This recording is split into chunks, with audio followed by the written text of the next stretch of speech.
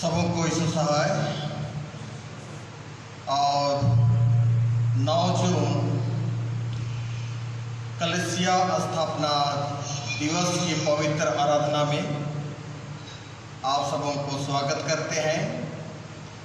यहोवा परमेश्वर का धन्यवाद हो कि फिर से हम सबों को 171वां कलीसिया स्थापना दिवस की पवित्र आराधना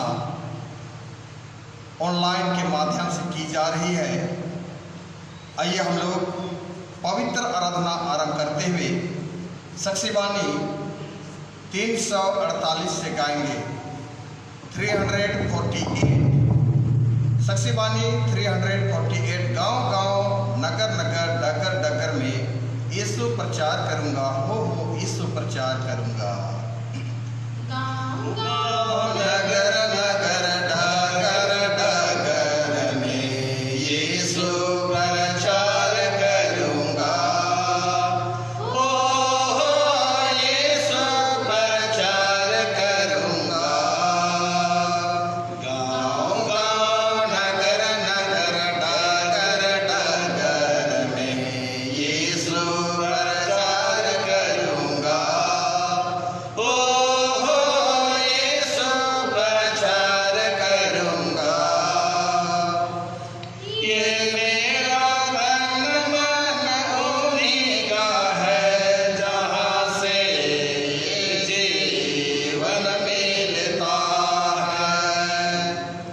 ये मेरा तन मन उन्हीं का है जहाँ से जीवन मिलता है। क्यों नहीं गाऊं मैं भजन उसका, यीशु प्रचार करूंगा, हो यीशु प्रचार करूंगा। गाँव गाँव नगर नगर डगर डगर में यीशु प्रचार करूंगा, हो यीशु प्रचार करूंगा। नदियों का श्वास मेरा योनि का है, जो यीशु यीशु बोलता है। नदियों का श्वास मेरा योनि का है, जो यीशु यीशु बोलता है। उनका गाऊं तो गाऊं मैं किसका, यीशु प्रचार करूंगा, हो यीशु प्रचार करूंगा। गाँव गाँव नगर नगर डगर डगर में यीशु प्रचार करूंगा, हो यीशु प्रचार करूंगा। ये सृष्टि उनकी सब कुछ है उनका, अंजल से है भरपूर। ये सृष्टि उनकी सब कुछ है उनका, अंजल से है भरपूर। उसी के नाम की सेवा करूंगा, यीशु प्रचार करूंगा, हो यीशु प्रचार करूंगा। गाँव गाँव नगर नगर डगर डगर में यीशु प्रचार करूंगा, हो यीशु प्रचार करूंगा। मंडली खड़े हो जाए। हमारा आरंभ त्रिएक परमेश्वर पिता पुत्र और पवित्र आत्मा के नाम से आमीन। हमारी सहायता ईश्वर के नाम से है, जिसने स्वर्ग और पृथ्वी को सृजा। स्तुति होवे पिता को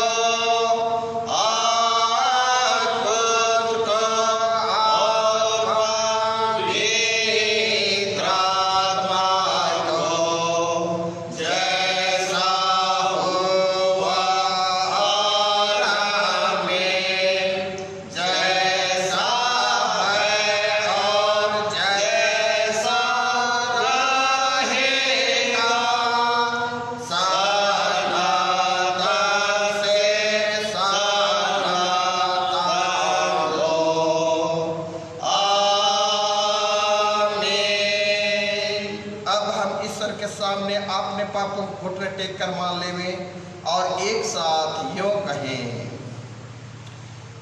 हे सर्वशक्तिमान ईश्वर दयालु पिता, हम दीन तैसे अपने सब पाप अपराधों को तेरे सन्मुख मान लेते हैं। तो अपने प्रिय पुत्र हमारे प्रभु यीशु ख्रीस्त के कारण हम पर दया दृष्टि कर और हमारे सब पापों को क्षमा कर। आमीन। प्रभु हम पर दया कर, ख्रीस्त हम पर दया कर, प्रभु हम पर दया कर। परमेश्वर यहोवा की यह वाणी है, मेरे जीवन के सौगंध में दुष्टों के मरने से कुछ भी प्रसन्न नहीं होता, परंतु इससे कि दुष्ट अपने मार्ग से फिरकर जीवित रहे। हे इस्राएल के घराने, तुम अपने बुरे मार्ग से फिर जाओ, तुम क्यों मरो। यह हिजकेल 33:11। आमीन। आमीन। मंडली खड़े हो जाएगी।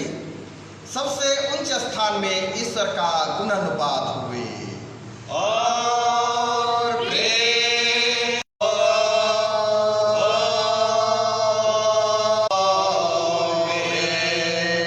प्रभु मंडली के संग हुए।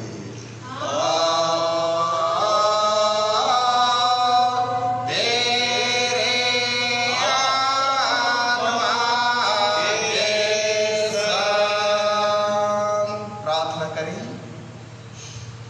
हे प्रभु परमेश्वर स्वर्गवासी पिता,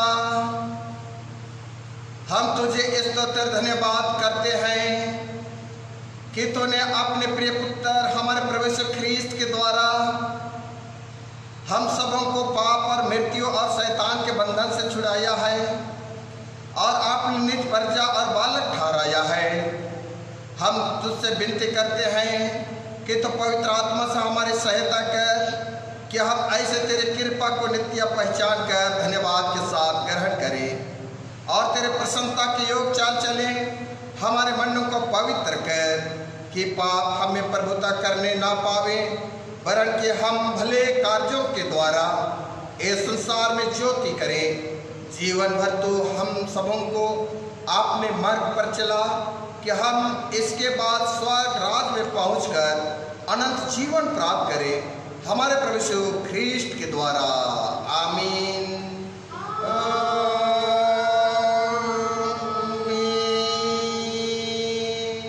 आइए आज के लिए जो प्रवचन ठहराया गया है वह पाया जाता है मत्ती रचित सुसमाचार। मत्ती रचित सुसमाचार उसका 16वां अध्याय पद संख्या 13 से लेकर हम लोग 20 पद तक सुनेंगे। मत्ती 16 पद 13 से लेकर 20 और दूसरा प्रवचन पहला पत्रस दूसरा अध्याय पद 1 से 10 पद। पहला पाठ वचन मत्ती 16 13 से 20। यीशु कैसरिया फिलिप्पी के प्रदेश में आया और फिर जनों से पूछने लगा, लोग मनुष्य के पुत्र को क्या कहते हैं? उन्होंने कहा, कुछ तो यूहन्ना बपतिस्मा देने वाला कहते हैं, और कुछ एलिया और कुछ यिर्मयाह या भविष्यवक्ताओं में से कोई एक कहते हैं। उसने उनसे कहा, परंतु तुम मुझे क्या कहते हो? शमौन पतरस ने उत्तर दिया, तू जीवते परमेश्वर का पुत्र मसीह है। यीशु ने उसको उत्तर दिया, हे शमौन, यूहन्ना के पुत्र, तू धन्य है, क्योंकि मांस और लहू ने नहीं, परंतु मेरे पिता ने जो स्वर्ग में है यह बात तुझ पर प्रकट की है। और मैं भी तुझसे कहता हूँ कि तू पतरस है, और मैं इस पत्थर पर अपनी कलीसिया बनाऊंगा, और अधोलोक के फाटक उसमें प्रबल न होंगे। मैं तुझे स्वर्ग राज की कुंजियाँ दूंगा, और जो कुछ तू पृथ्वी में बांधेगा वह स्वर्ग में बंधेगा, और जो कुछ तू पृथ्वी में खोलेगा वह स्वर्ग में खोलेगा। तब से चेलों को चिताए कि किसी से ना कहना कि मैं मसीह हूँ। यहाँ तक आमीन। यहाँ तक आमीन। दूसरा वचन पहला पत्रस दूसरा अध्याय पद 1 से 10 पद। पहला पत्रस 2 1 से 10। इसलिए सब प्रकार का वैभव और छल और कपट और डाह और निंदा को दूर करके नए जन्मे हुए बच्चों के समान निर्मल आत्मिक दूध की लालसा करो, ताकि उसके द्वारा उद्धार पाने के लिए क्योंकि तुमने प्रभु की कृपा का स्वाद चख लिया है। उसके पास आकर जिसे मनुष्यों ने तो निकम्मा ठहराया, परंतु परमेश्वर के निकट चुना हुआ और बहुमूल्य जीवता पत्थर है। तुम भी आप जीवते पत्थरों के समान आत्मिक घर बनते जाते हो, जिससे याजकों का पवित्र समाज बनकर ऐसे आत्मिक बलिदान चढ़ाओ जो यीशु मसीह के द्वारा परमेश्वर को ग्रहण है। इस कारण पवित्र शास्त्र में भी आया है, देखो मैं सिय्योन में कोने के सिरे का चुना हुआ और बहुमूल्य पत्थर धरता हूँ, और जो कोई इस पर विश्वास करेगा वह किसी रीति से लज्जित नहीं होगा। अतः तुम्हारे लिए जो विश्वास करते हो वह तो बहुमूल्य है, पर जो विश्वास नहीं करते उनके लिए जिस पत्थर को राजमिस्त्रियों ने निकम्मा ठहराया था, वही कोने का सिरा हो गया और ठेस लगने का पत्थर और ठोकर खाने की चट्टान हो गया है। क्योंकि वे तो वचन को ना मानकर ठोकर खाते हैं, और इसी के लिए वे ठहराए भी गए थे। पर तुम एक चुना हुआ वंश और राजपदधारी याजकों का समाज और पवित्र लोग और परमेश्वर के निज प्रजा हो, इसलिए कि जिसने तुम्हें अंधकार में से अपनी अद्भुत ज्योति में बुलाया है, उसके गुण प्रकट करो। तुम पहले तो कुछ भी नहीं थे, पर अब परमेश्वर की प्रजा हो। तुम पर दया नहीं हुई थी, पर अब तुम पर दया हुई है। आमीन। यहाँ तक आमीन। तेरा धन्यवाद हो हे ख्रिस्त यीशु। हालेलुया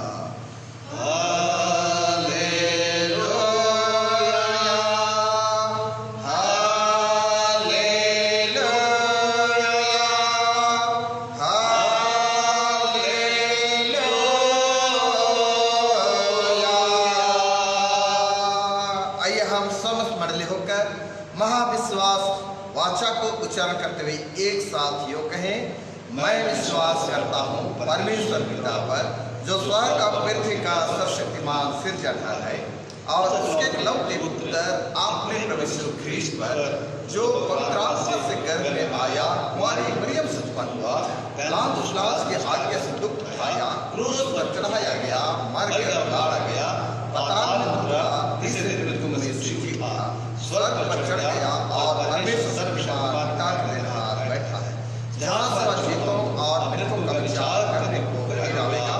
मैं विश्वास करता हूँ पवित्र आत्मा पर, एक ही बपतिस्मा कलीसिया, पवित्रों की संगत पर, पापों की क्षमा, एक ही छुट्टी और अनंत जीवन पर। आमीन।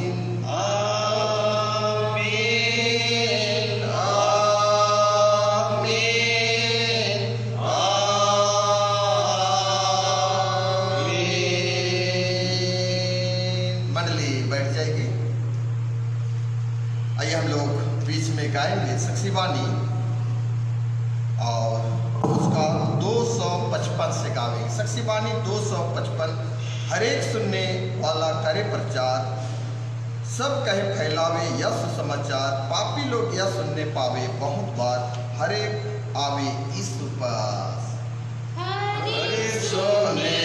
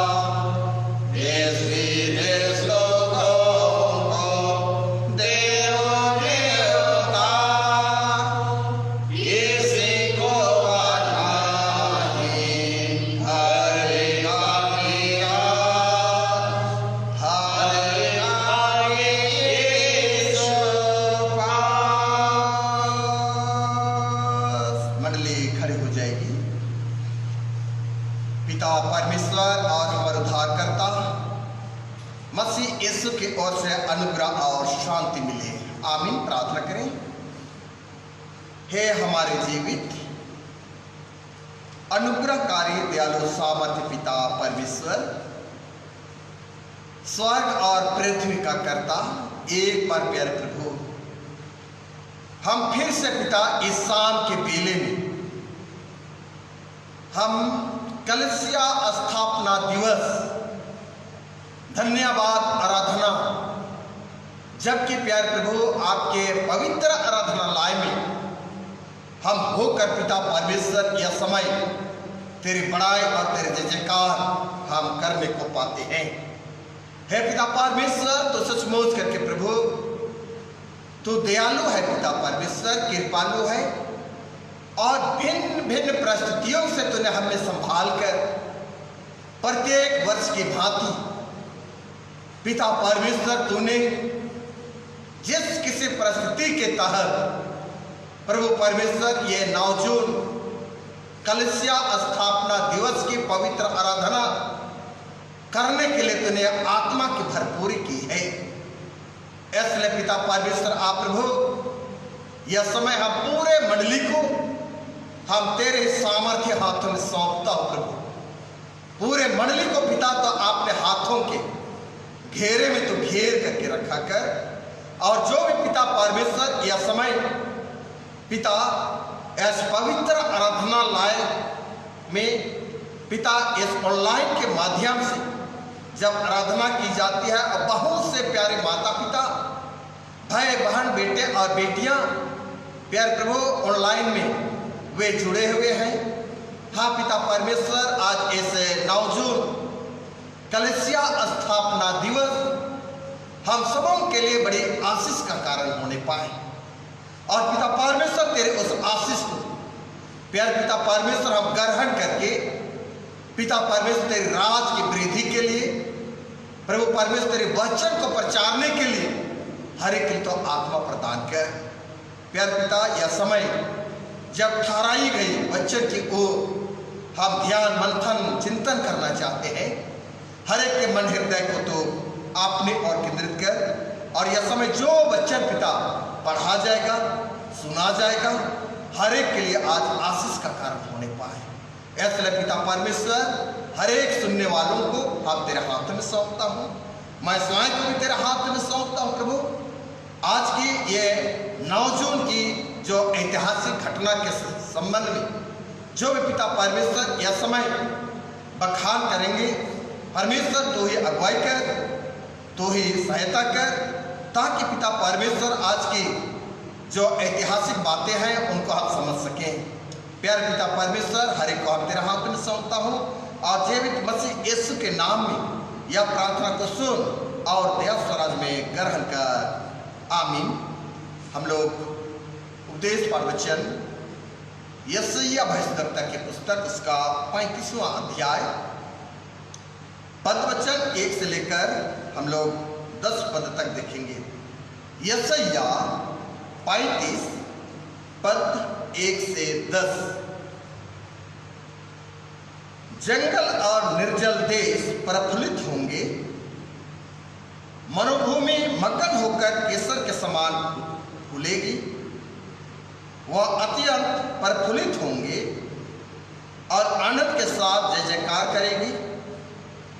उसकी शोभा लबानोन की सी होगी, और वह कार्मेल और सरोन के तुल्य तेजोमय हो जाएगी। वे यहोवा की शोभा और हमारे परमेश्वर का तेज देखेंगे।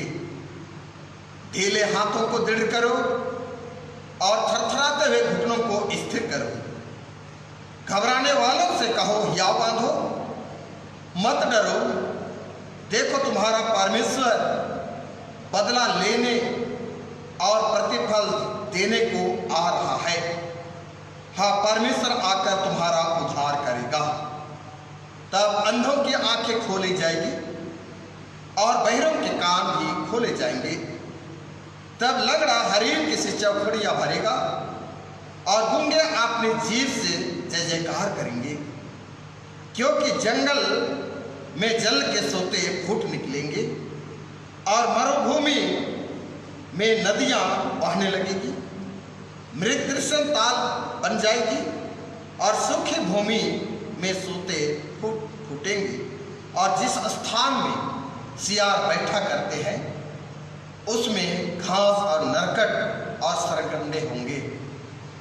वहाँ एक सड़क अर्थात राजमार्ग होगा, उसका नाम पवित्र मार्ग होगा, क्योंकि अशुद्ध जन उस मार्ग से ना चलने पाएगा।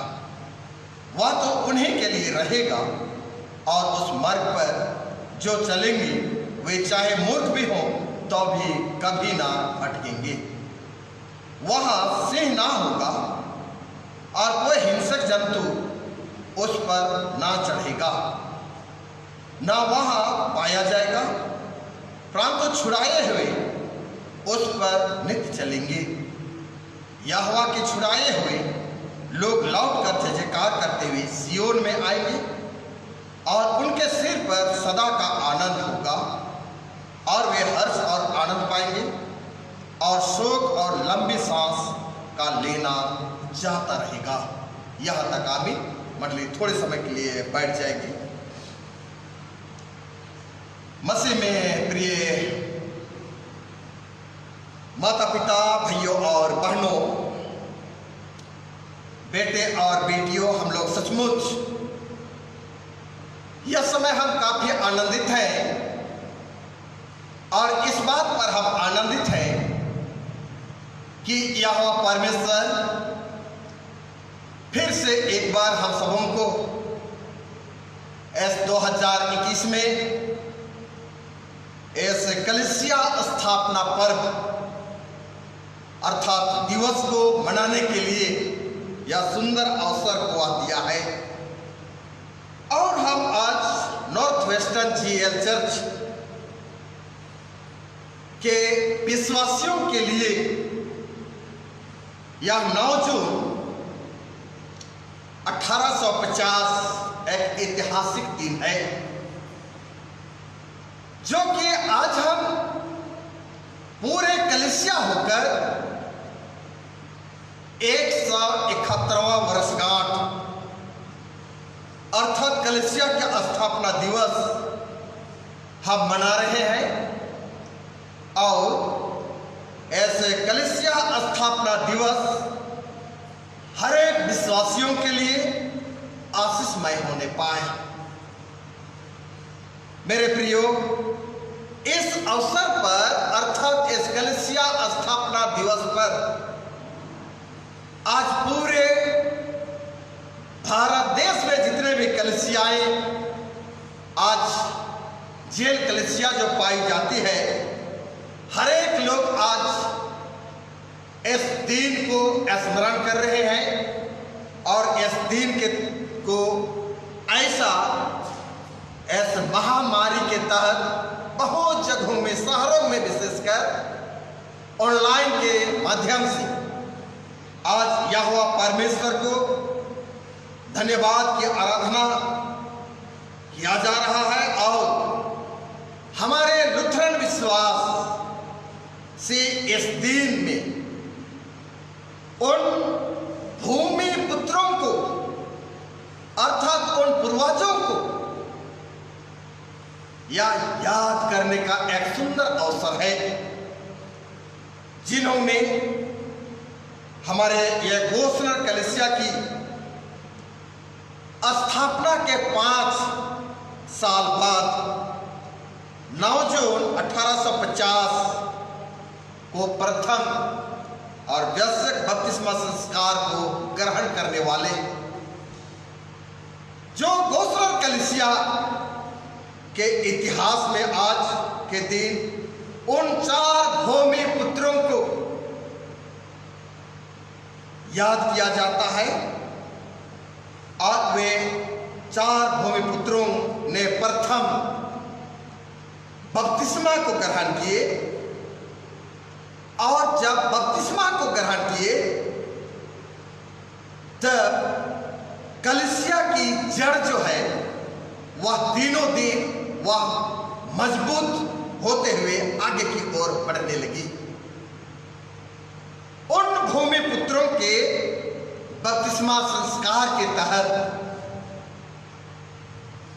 आज गोस्नर एंजेलिकन लुथेरान कलीसिया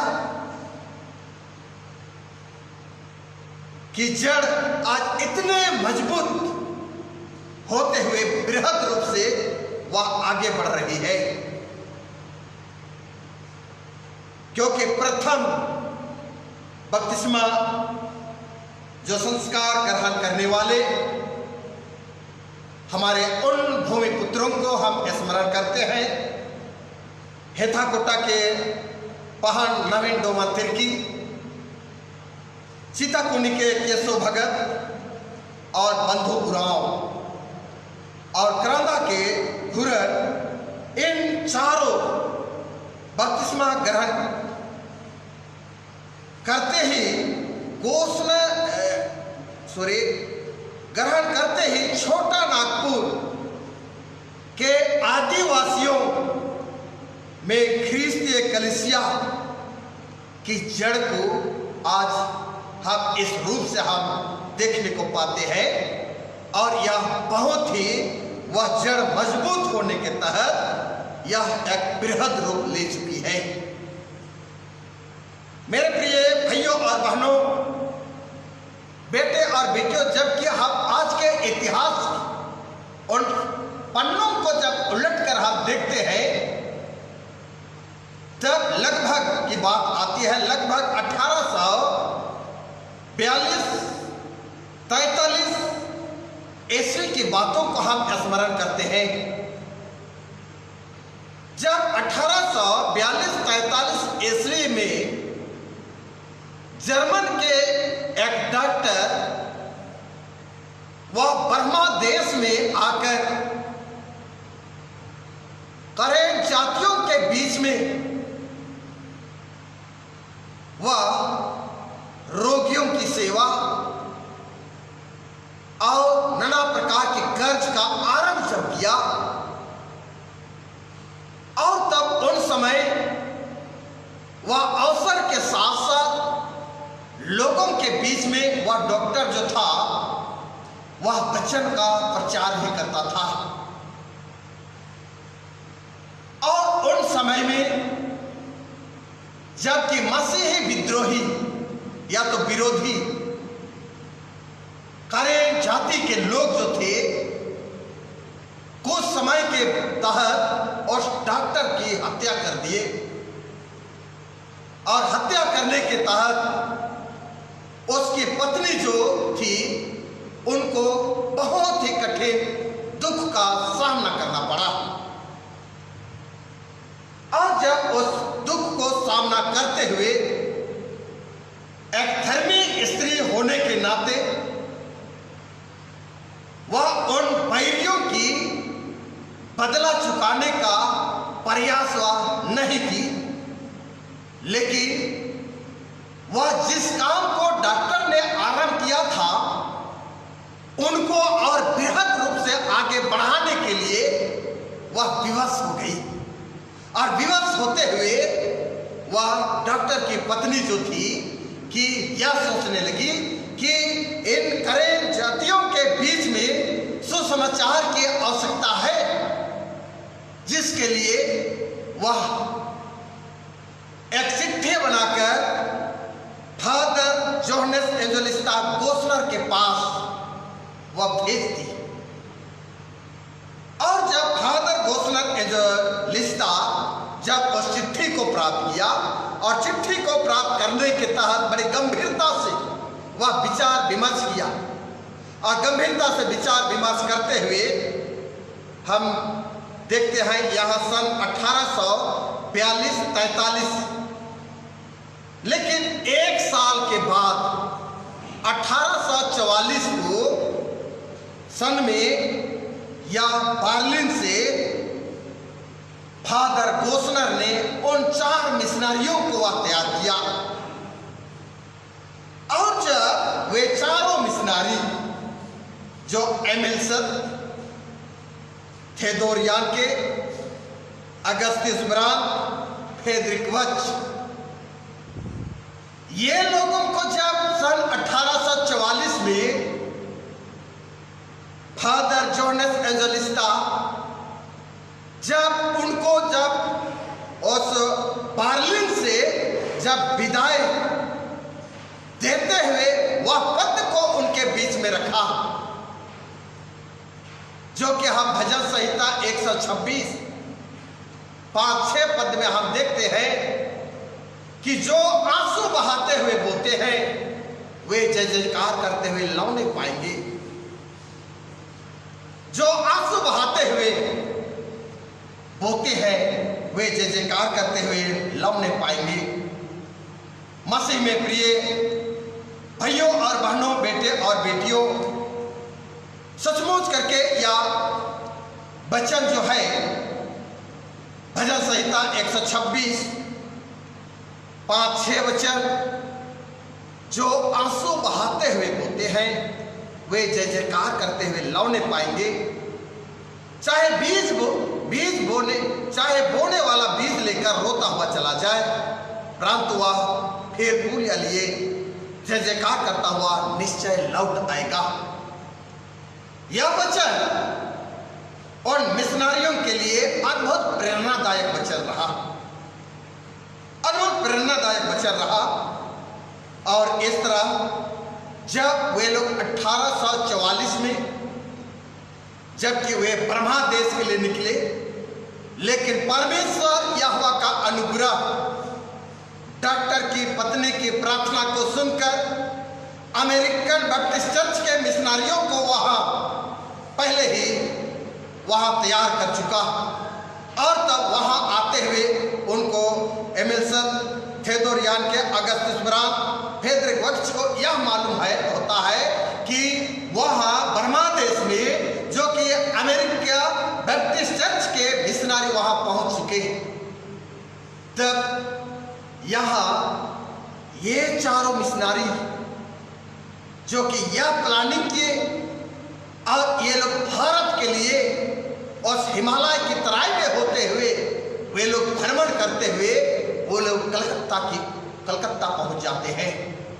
और सचमुच कर वहां कलकत्ता में जबकि हेनरी साहब के द्वारा जो कि तैयार किया गया, और वहां जबकि उनके लिए एक सुंदर बंगला ठहरने के लिए सुंदर स्थान दिया गया, और सुंदर स्थान में रहते हुए जबकि वे लोग सुबह को जबकि वह टहलने के लिए जबकि वह निकल जाते हैं, तब वहां देखते हैं कि हमारे इस छोटा नागपुर के लोग अपनी जीविका यापन करने के लिए वे लोग कलकत्ता में नलियों में काम करते हुए उनको देखते हैं, क्योंकि वह समय जो था राजा रजवाड़ का समय था, जिनके कारण उनके डर और भय के कारण जितने भी छोटा नागपुर के जो कि हमारे आदिवासी भूमि पुत्रों के लिए काफी सताहट होती थी, जिसके कारण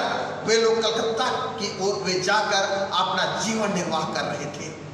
और जब उनको देखते हुए वह तरस खाते हैं, और तरस खाते हुए वहां के लोगों को वे लोग पूछते हैं कि ये लोग कहाँ के लोग हैं, ये लोग कहाँ के लोग हैं, और वहां यह मालूम उनको दी जाती है कि ये लोग उस छोटा नागपुर के लोग हैं। और मेरे प्रियो, जब हम इनके कार्यों को हम देखते हैं तो निश्चय करके वे लोग कलकत्ता से वे लोग फिर से वे लोग ऐसे छोटा नागपुर के लिए वे अपने आप को वे तैयार करते हैं। और जब तैयार करते हैं तो वहाँ रहते हुए वे लोग प्लानिंग किए, और वह समय जिस तरह यह समय साधन है वह समय वह साधन नहीं थी, लेकिन वे बैलगाड़ियों की सहारा लेकर वे लोग छोटा नागपुर वे लोग पहुंचने का वे लोग प्रयास करते हैं। और जब छोटा नागपुर जब आने के लिए हम देखते हैं कि निश्चय कर वे लोग कलकत्ता और कलकत्ता से बकुड़ा आते हैं, और बकुड़ा से पुरुलिया, और पुरुलिया से वे 2 नवंबर 1845 को रांची वे पहुंच जाते हैं, रांची पहुंच जाते हैं। और जब रांची पहुंचते हैं 2 नवंबर 1845 छोटा नागपुर रांची वे पहुंचने के बाद वे चारों मिशनरी 2 नवंबर 1845 को एक विशेष स्थान का वह शिलान्यास या तो आधारशिला रखते हैं, जिसको आज के दिन में हम बेथेसदा अर्थात कृपा का घर नाम दिया गया है। कृपा का घर नाम दिया गया है। और उन्होंने चारों मिशनारियों उन्होंने वह सुसमाचार का प्रचार के लिए वे लोग अपने आप में वे प्रेरित होते हैं। और जैसे कि हम देखते हैं जब वे लोग जब यहाँ आते हैं तब निम्न कार्यों को हम देखते हैं। पहले हम देखते हैं कि उनका छोटा नागपुर में मिशनरी कार्य को, छोटा नागपुर में मिशनरी कार्य को, और दूसरी में हम देखते हैं यात्रा का वर्णन, और तीसरा में हम देखते हैं कर्ज का आरंभ। और निश्चय करके ये जितने भी छोटा नागपुर में जबकि मिशनरी कर्ज जब आरंभ करते हैं तो 3 प्रमुख कार्यों को हम देखने को पाते हैं। 3 प्रमुख कार्य जबकि सुसमाचार प्रचार आरंभ करने से पहले यह कार्यों को वे लोग आरंभ किए। और वह प्रथम कार्य जो था वह सबसे पहला काम था कि पानी की समस्या को दूर करना। जिन्होंने एक सुंदर कुआं बनाकर अपने लिए पानी की व्यवस्था को बनाए रखे, और पानी जब उपलब्ध हो गई तब वे क्या किए कि अपने लिए घर बनाए। और घर बनाने के बाद वे पहला हम देखते हैं स्कूल खोले,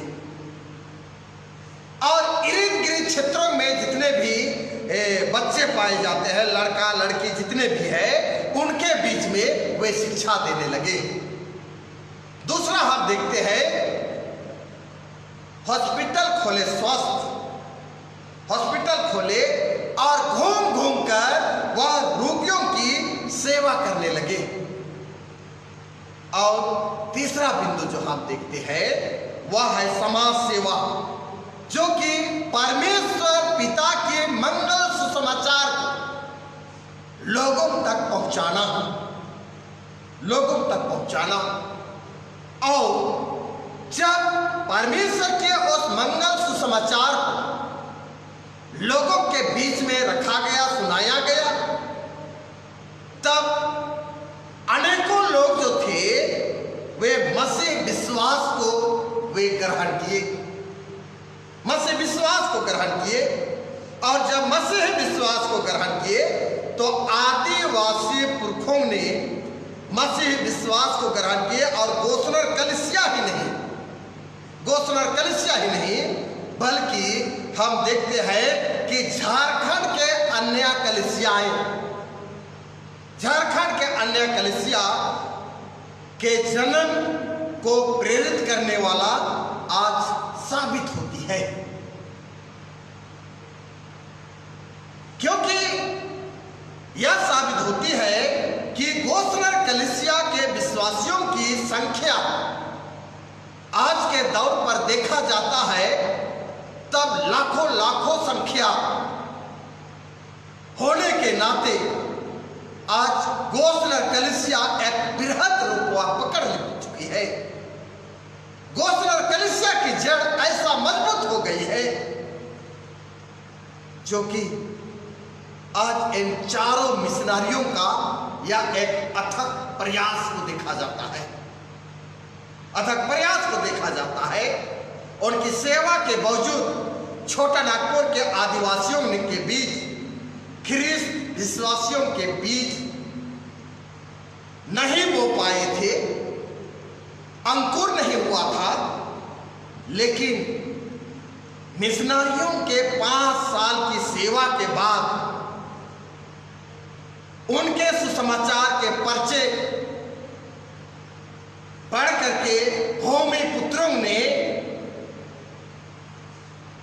हम देखने को पाते हैं 4 भाइयों को जो 9 जून 1850 को उनकी पवित्र बपतिस्मा संस्कार ग्रहण करके छोटा नागपुर की धरती पर ख्रिस्तीय विश्वास की बीज अंकुर होने लगी। ख्रिस्तीय विश्वास की बीज अंकुर होने लगी। और जब चारों मिशनारी जब बर्लिन से चल रहे थे तो सचमुच करके फिर उसी वचन पर आते हैं, उसी वचन पर आते हैं जो भजन संहिता 126 और वह वचन वह हम पढ़ते हैं, सुनते हैं, तब सचमुच करके जो आंसू बहाते हुए बोलते हैं वे जय जयकार करते लौने पाएंगे। मेरे प्रियो, यह वचन अत्यंत ही उन चारों मिशनारियों के लिए यह प्रेरणादायक वचन रहा, जो कि निराश की घड़ी में उन लोगों को बल और सामर्थ्य देती थी। और वह निराश नहीं, लेकिन परमेश्वर की भरपूर सामर्थ्य को प्राप्त करके वह कामों को सुचारू रूप से आगे बढ़ाने के लिए उन्होंने अपने हाथों से स्वयं काम करना आरंभ कर दिए। उन्होंने रहने के लिए घर बनाए, भोजन वस्तु के लिए खेती बाड़ी करना आरंभ कर दिए। और नाना प्रकार की समस्याएं थी, और समस्याओं को दूर करने के लिए भी वे लोग प्रयास किए। और उन्होंने जब सारी समस्या का हल निदान करते हुए उन्होंने नए सेंटर बनाने के लिए भी वह काफी प्रयास किए। और वह रांची के अलावे 3 नए मिशन सेंटर को देखा जाता है। और रांची के अलावे सबसे पहले सिसई थाना डोंबा गांव हम सब सुने हैं, डोंबा गांव में वहां पर एक मिशन स्टेशन बनाया गया। दूसरा है लोहरदगा को बनाया गया, और तीसरा है गोविंदपुर को बनाया गया। और इन 5 वर्षों के कार्यकाल में हम परिवार के मसीह होने का वर्णन हम देखते हैं, तो निश्चय करके प्यारो, हम सिर्फ और सिर्फ हेथा कोटा के नवीन डोमन को और चिताकोनी के केशव और बंधु को और करंदा के घुरन को हम देखते हैं। और यह आरंभ के मिशनारी रांची, लोहरदगा, गोविंदपुर आदि क्षेत्रों में परमेश्वर का वचन सुनाते रहे। और धीरे धीरे लोग परमेश्वर के वचन से वे प्रभावित होने लगे। और प्रभावित जब होने लगे तो उन दिनों में एक बुद्धिजीवी व्यक्ति था, जो कि उन समय इच्छा नाम एक तेली रहा करता था, जो कि कबीरपंथी था। और कबीरपंथी होने के नाते तमाम क्षेत्रों में उनका दबदबा था, तमाम क्षेत्रों में उनका दबदबा था, क्योंकि वह विद्वान व्यक्ति था, जिसके लिए पूरे क्षेत्र के लोग उनको मानते थे। और कबीरपंथी की शिक्षा को भूमि पुत्रों के बीच में वह फैलाता रहा। लोगों में वह इच्छा गुरु के नाम से वह प्रसिद्ध थे। और उसी क्रम में उनके चेलों ने, अर्थात यही हमारे भूमि पुत्रों ने, उस इच्छा नाम जो तेली था, उनके बीच में उनका बहुत ही उठना बैठना घनिष्ठ था। लेकिन जब ये चारों मिशनारी जबकि परमेश्वर की जीता वचन को उन लोगों के बीच में और लोगों के बीच में रखने लगे, और वे मिशनारियों की उपदेश सुन करके ये भूमि पुत्रों ने उस इच्छा गुरु के पास जाकर उससे पूछने लगती और यूं कहते हैं, हे गुरु, किसका उपदेश अच्छा है? किसका उपदेश अच्छा है, आपका या उन पुरोहितों का? इसका उत्तर जो इच्छा गुरु जो था वह देने में असमर्थ रहा।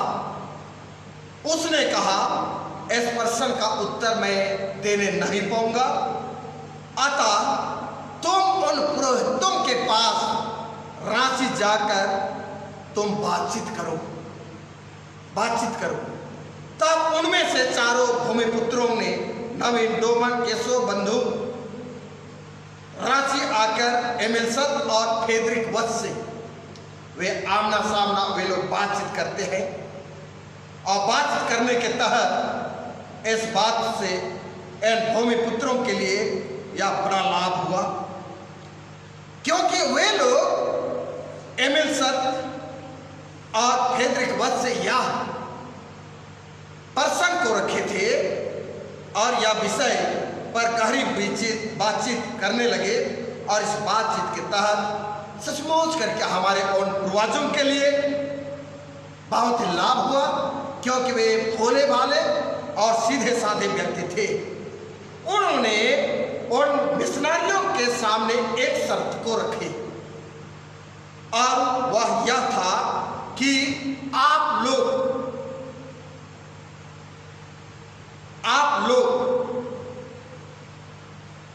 हम सबों को अपना प्रभु यीशु मसीह का दर्शन करा दे, या तो करा दो। इस बात पर जबकि वे लोग दृढ़ हो गए और वहां एमिलसत और फेदरिक वत्स बहुत ही विकट प्रश्न के तहत सोचने विचारने लगे और उनका मंडू को कैसा उत्साहित करें, जिसके लिए वे लोग सोचते रहे। और सोचने के बाद परिणाम यह हुआ कि चारों भूमिपुत्रों ने असंतुष्ट होकर वे अपना गंतव्य स्थान लौट आए। कुछ दिनों के बाद वे फिर से रांची आकर मिशनरियों से आग्रह करते हुए यूं कहते हैं कि आप सबों को प्रभु यीशु का दर्शन करा दीजिए, और करने के लिए हमारे पास में कोई ऐसा साधन नहीं है। और मिशनरियों ने उनको जवाब में दिए कि हमारे बस की बात नहीं है, हमारे बस की बात नहीं है। इसलिए यह सुनकर भूमिपुत्रों ने विनती की, अच्छा है तो हमें आप सबों के आराधनालय में आने की अनुमति दी जाए, जिसके लिए ये मिशनरियों ने उनको अनुमति दे दिए। और जब अनुमति दिया गया तो हम देखते हैं कि करौंदा, जगसिसई थाना और चिताकुनी जो है कुड़ू प्रखंड में, ये दूर दूर से नवीन डोमन के संग मिलकर के चारों वे लोग आराधना के लिए वे रांची आते जाते रहे। और वे लोग यीशु का दर्शन हो जाएगा, क्योंकि अवश्य है कि मिशनरियों के गिरजा में दर्शन होगा, उनका विश्वास था। लेकिन मिशनरियों ने कहा, आप अवश्य हमारे गिरजा में आइए, आपके लिए अनुमति दी जाती है। और क्योंकि बहुत ही प्रसन्नता होगी, अतः चारों भूमिपुत्र आराधना में पहुंचकर वे किसी को यीशु का दर्शन नहीं हुआ, पर चारों भाइयों का संदेह जो था वह दूर हो गया। और दूर होने के तहत मसीह यीशु को ग्रहण करते हुए 9 जून 1850 को वे अपने बपतिस्मा को वे ग्रहण किए। और इससे यह प्रकट होता है कि हमारी गोस्नर कलीसिया और हमारी मंडली के प्रथम विश्वासी भूमिपुत्र थे और आज एक बड़ी कलीसिया के रूप में वह बढ़कर प्रभु यीशु मसीह का वचन दुनिया के कोने कोने में फैल रहा है और फैल गई है। मेरे प्रियो, आज के वचन से या कलीसिया की स्थापना चर्चा सबसे पहले पतरस के स्वीकार वचन के जवाब में कहा। यीशु का पतरस के साथ प्रथम भेंट को देखा जाता है, प्रथम भेंट को देखा जाता है जो कि हम मत्ती रचित सुसमाचार 16वां अध्याय और पद 13 से आगे और पहला पतरस दूसरा अध्याय पद 1 से 10 पद में हम देखते हैं कि जब यीशु कैसरिया और फिलिप्पी के प्रदेश में आया और अपने चेलों से यहां कुछ प्रश्नों को वह रखा, लेकिन इससे पहले जब साथ में पतरस का प्रथम भेंट को हम देखते हैं तो लूका रचित सुसमाचार और उसका 5वां अध्याय में हम इन बातों को हम देखने को पाते हैं जो कि लूका उसका 5वां अध्याय में वचन यो कहती है, जब भीड़ परमेश्वर का वचन सुनने के लिए उस पर गिर पड़ती और वह गन्नेसरत की झील के किनारे पर खड़ा था तो ऐसा हुआ कि उसने झील के किनारे 2 नावें लगी दिखी और मछुए उन पर से उतरकर जाल धो रहे थे। मेरे माता पिता, भाइयों और बहनों, बेटे और बेटियों, यह गलील सागर की बातें हैं जहां पतरस यीशु के आज्ञा के अनुसार वह जाल डालने पर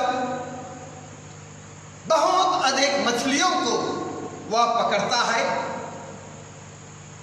और इसमें यह भी देखने को पाते हैं कि यीशु को अपने पास से जाने की अर्जी पतरस करता है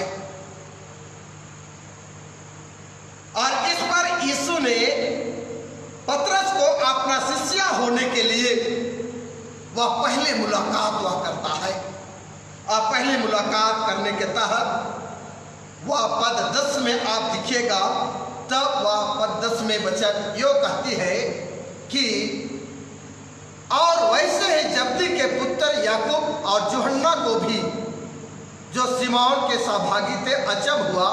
तब यीशु ने सिमोन से कहा, मत डर, अब से तू मनुष्यों को जीवता पकड़ा करेगा, मनुष्यों को जीवता पकड़ा करेगा। मेरे प्रिय भाइयों और बहनों, बेटे और बेटियों, जब हम यहाँ वचन पर हम देखते हैं कि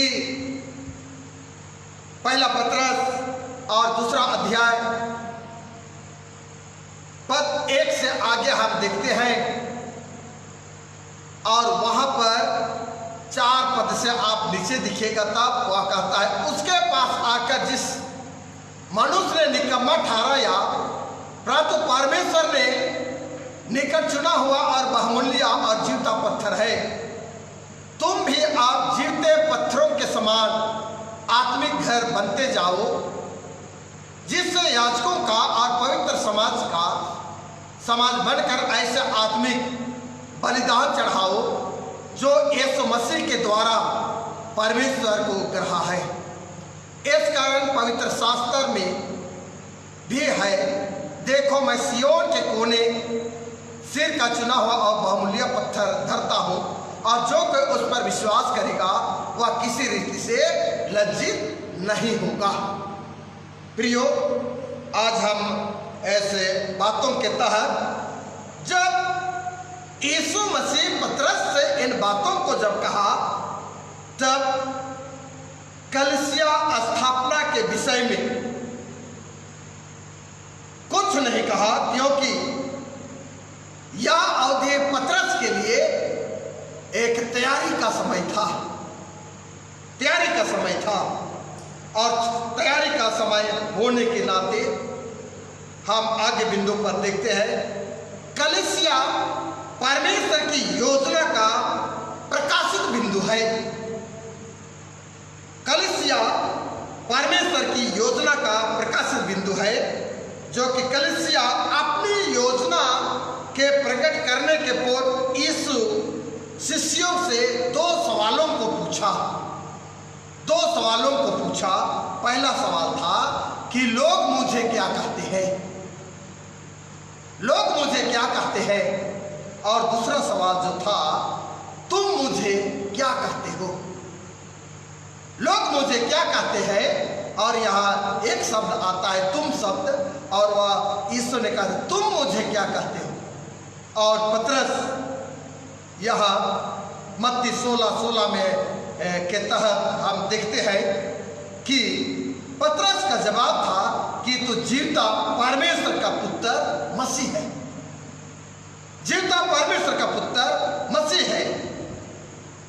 और मत्ती 16:16 में पाते हैं, इस यह अवसर था कि यीशु का अंतिम बार यरूशलेम जाना, जहां वह पकड़वाया जाएगा। वह स्थान है कैसरिया और फिलिप्पी, जहां यीशु पतरस को अंतिम आदेश देने में यह बात झलकते हुए दिखाई देती है, जहां मेमने और भेड़ों की रखवाली की बात आती है, जो कि मेरे प्रियो यूहन्ना रचित सुसमाचार अध्याय 21 और पद वचन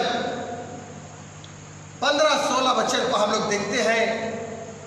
और वहां परमेश्वर का जीवित वचन इस प्रकार से कहता है, यूहन्ना 21:15-16, भोजन करने के बाद यीशु सिमोन पतरस से कहा, हे सिमोन यूहन्ना के पुत्र, क्या तो इनसे बढ़कर मुझसे प्रेम रखता है। उसने उससे कहा, हाँ प्रभु, तू तो जानता है कि मैं तुझसे प्रीति रखता हूं। उसने उससे कहा, मेरे मेमनों को चरा। उसने फिर दूसरी बार उससे कहा, हे सिमोन यूहन्ना के पुत्र, क्या तू मुझसे प्रेम रखता है। उसने कहा, हाँ प्रभु, तू जानता है कि मैं तुझसे प्रीति रखता हूं। उसने उससे कहा, मेरी भेड़ों की रखवाली कर। क्योंकि भेड़शाला आज कलीसिया है, भेड़शाला आज कलीसिया है, इसलिए कलीसिया की स्थापना व्यक्ति पर नहीं पर विश्वास पर की गई है। कलीसिया की स्थापना किसी व्यक्ति पर नहीं पर विश्वास पर की गई है, जो स्वीकार वचन, जो उसका विश्वास वाक्य कहा जाता है। और विश्वास मनुष्य का आत्मिक गुण और उसके आत्मिक शक्ति है, जो पतरस का यह गुण और शक्ति यीशु में होने से वह जन्मा और बढ़ा, सो वह यीशु मसीह कहता है, जिसका अर्थ है अभिषिक्त जन, जिसका अर्थ है अभिषिक्त जन, जो यीशु परमेश्वर की योजना के द्वारा उद्धार को पूरा करने के लिए अभिषिक्त किया है, अभिषेक किया है। अंतिम बिंदु जो है वह है आत्मिक संस्कृति विकास के लिए ख्रिस्तीय धर्म कुंजी है, ख्रिस्तीय धर्म कुंजी है। ख्रिस्तीय धर्म में समझ को बदलने की शक्ति है। सुसमाचार वचन के द्वारा समझ को बदलने की शक्ति है। इस स्थिति में हम यशायाह 35 अध्याय को जब हम देखते हैं और वहां पर हम देखते हैं, मरुभूमि कैसर के समान फूलेगी। और कहा गया है कि आज समाज, जाति, भाषा और संस्कृति अलग थलग हो गई है। धनी गरीब होने के कारण ऊंच नीच का भाव राज कर रहा है और सत्ता शासित और सत्ता विहीन समाज को शासक शासित को बदल दिया गया है। इस परिवेश में और इस परिवेश को बदलने की शक्ति ख्रिस्तीय धर्म है, जो कि आज ख्रिस्तीय धर्म एक कुंजी है जो समानता का संदेश लोगों के लिए दी जाती है। परमेश्वर ने सचमुच करके उन चारों मिशनारियों के लिए एक पवित्र मार्ग, एक दृढ़ मार्ग को बनाया, जो कि यशायाह 35:8 पद में हम देखते हैं। वह एक सड़क अर्थात राजमार्ग होगा, उसका नाम पवित्र होगा, कोई अशुद्ध जन उस पर ना चलने पाएगा। वह तो इन्हीं के लिए रहेगा और उस मार्ग पर जो चलेंगे वे चाहे मूर्ख भी होंगे तो भी कभी ना भटकेंगे। मेरे माता पिता, भाइयों और बहनों, बेटे और बेटियों, आज इन चारों मिशनारियों के लिए परमेश्वर ने एक पवित्र मार्ग को खोल दिया। उनके लिए ऐसा राह को तैयार कर दिया कि जर्मन से हिमालय की तराई होते हुए वे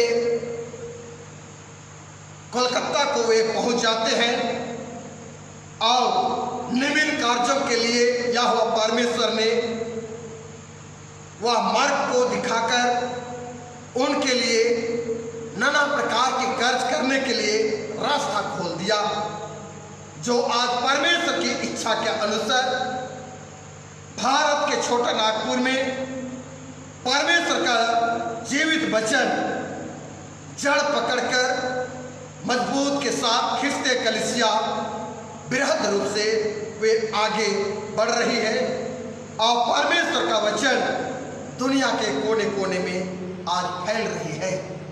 इसलिए मेरे प्रिय भाइयों और बहनों, बेटे और बेटियों, आइए आज मैं और आप भी, जो कि आज के ये 9 जून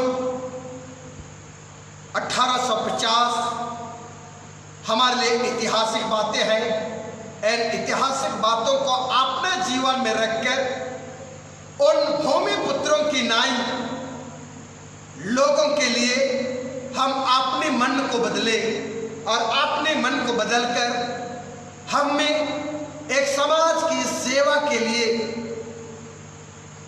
यह प्रार्थना करें कि यहोवा परमेश्वर मसीह यीशु के द्वारा जिस गुण को पतरस के ऊपर उंडेला, वह गुण को आज हमारे बीच में भी वह उंडेलेगा। और जिस तरह पतरस ने उस चट्टान पर मसीह यीशु के लिए कलीसिया ठहराया, खड़ा किया, वैसा ही हम भी आज ऐसे झारखंड छोटा नागपुर में हम भी आज उस परमेश्वर जीते यहोवा के लिए हम कलीसिया हम बनाने को पाए और परमेश्वर हमें आशीष दे और परमेश्वर की आशीष के द्वारा हम आंसू बहाते हुए बीज बोएंगे, अत्यंत हम प्रतिफल को प्राप्त करेंगे।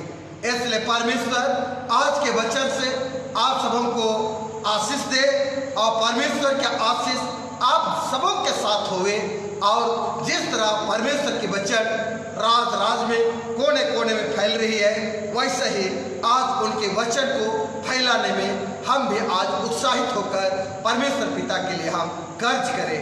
पिता परमेश्वर आप सबों के लिए आज के वचन से बहुत के आशीष प्रदान करें अब से सदा काल तक, आमीन। आइए हम लोग प्रार्थना करेंगे।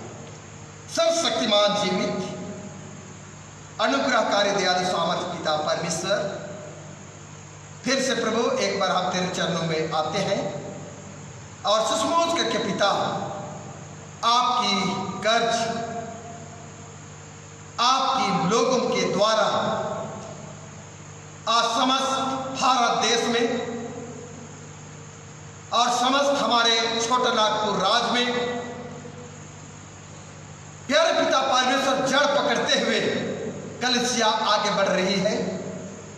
आपको हम धन्यवाद देते हैं प्रभु, और आपसे यह निवेदन करते हैं कि प्रभु परमेश्वर आज हमें भी वह सामर्थ को दे, और वह सामर्थ के द्वारा प्यारे पिता परमेश्वर हम अपने बीच में उस समाज को बदलने के लिए जो कुंजियां तूने दी है उस कुंजी का इस्तेमाल हम कर सके।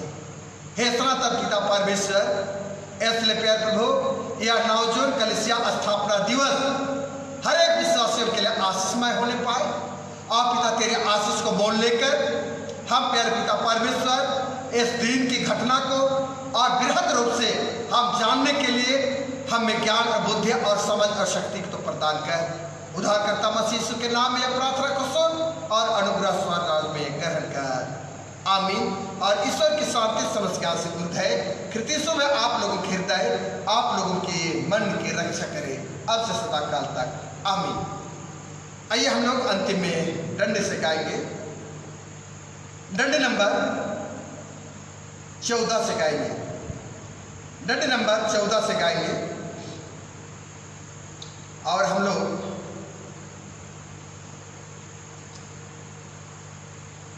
एक 2 3 4 और अंतिम 9 पद को गाएंगे। धर्मेश के है अकय चुन्हा एरा हरो धर्मेश के अकय चुन्हा आज तक है बच्चन तैयस अकय के अच्छा राजिंती नाम पफा आलत हुसैन। 14 डंडी से गाएंगे और इसी में हम लोग दान भी उठा लेंगे। धर्मेश का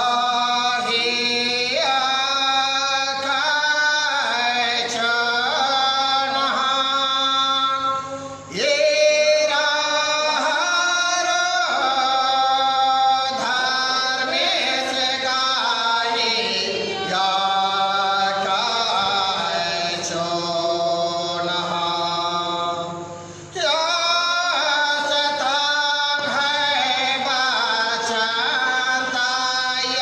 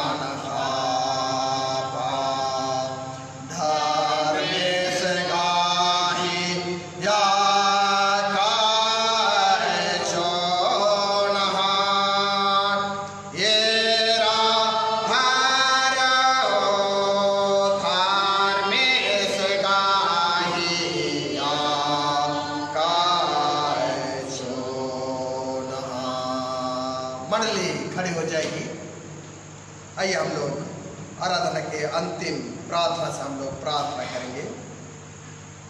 हे प्रभु परमेश्वर स्वर्गवासी पिता, हम तेरे विनती करते हैं अपने क्रिस्टियानी कलीसिया के सारे सेवकों के अगुवाई कर कि वे तेरे वचन के निर्माण उपदेश में ठहरे, जिससे सच्चा विश्वास और प्रेम हमें बढ़े और दृढ़ाए जावे।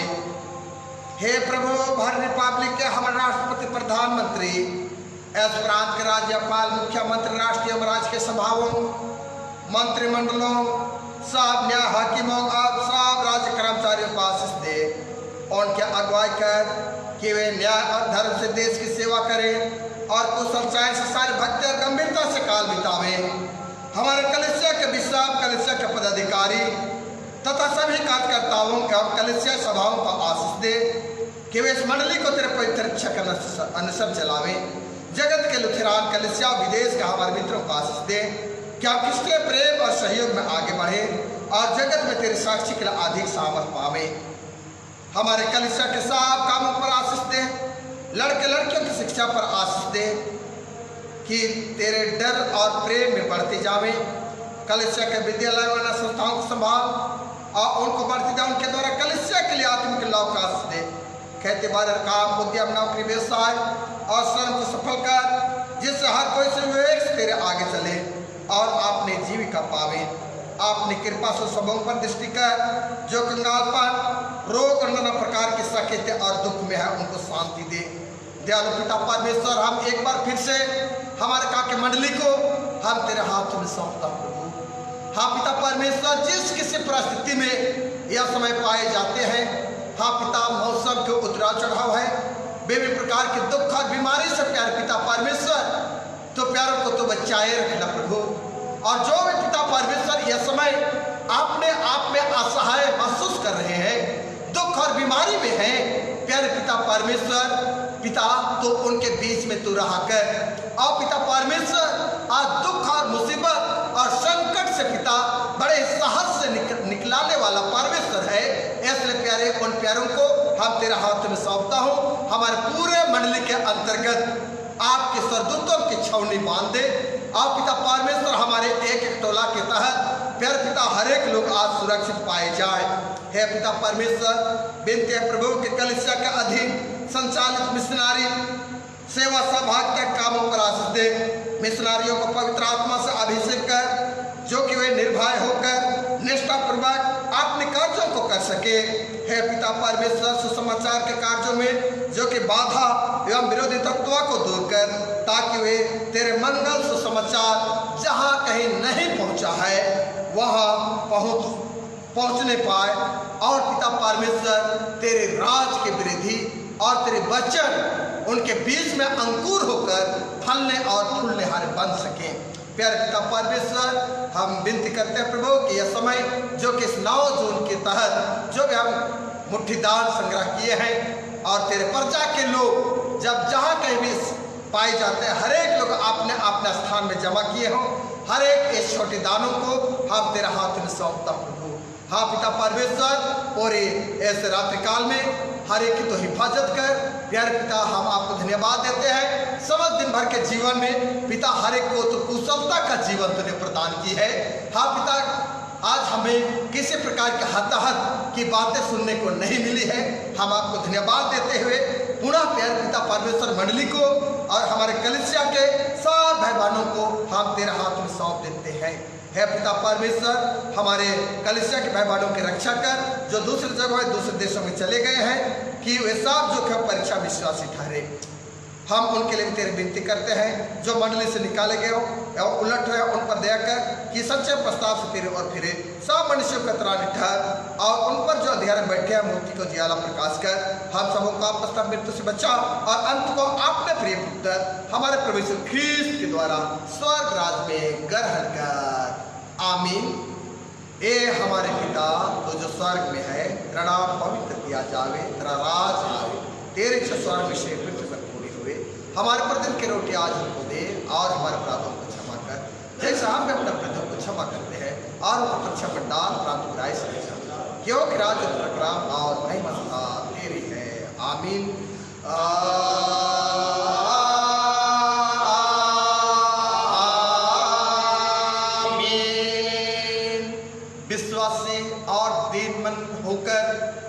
हम कलीसिया स्थापना दिवस के नाम पर परमेश्वर के जीवित आशीर्वाद को हम ग्रहण करें। परमेश्वर तुझे आशीष देवे और तेरी रक्षा करे। परमेश्वर अपना मुख का प्रकाश तुझ पर चमकावे और तुझ पर अनुग्रह करे। परमेश्वर अपना मुख का प्रकाश तुझ पर चमकावे और तुझे कुशल देवे। आमीन।